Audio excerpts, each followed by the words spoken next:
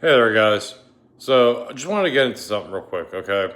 So you'll see this dry fire target behind me. I do a lot of dry fire, okay?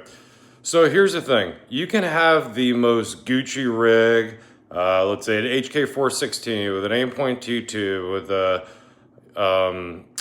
5x magnifier. We'll just say a $5,000 rifle. And you could be beat by someone with a $1,000 PSA rifle.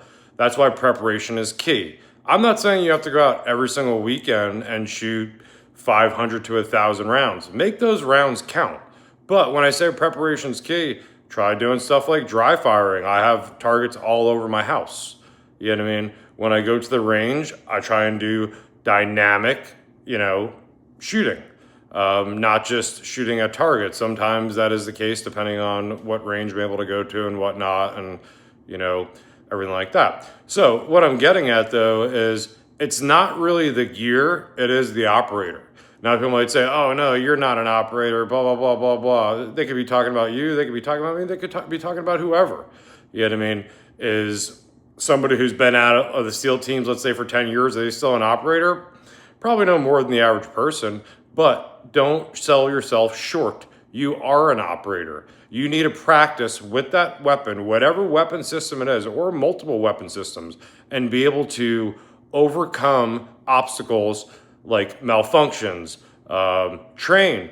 Honestly, if you guys aren't fit, if an SHTF scenario happens, I got to be careful what I say here with YouTube. But if something like that happens, guys, if you're not fit and you can't carry your own body weight or your kid's weight or your wife or whoever, and you can't run or live in the woods, or let's say you have to bug in, do you have enough food? Do you have enough supplies?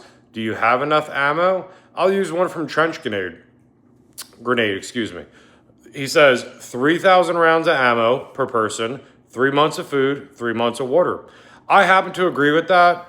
I think we can lower the ammo count because I do like 77 grain or 75 grain, even 68 grain, 70 grain TSX. Black Hill 77 grain is obviously the best in my opinion. I like running 11 fives, 12 fives, 14 fives, and 16, but for where I'm at, I'm most likely going to use an 11.5. So that being said, buy a box every week, but train.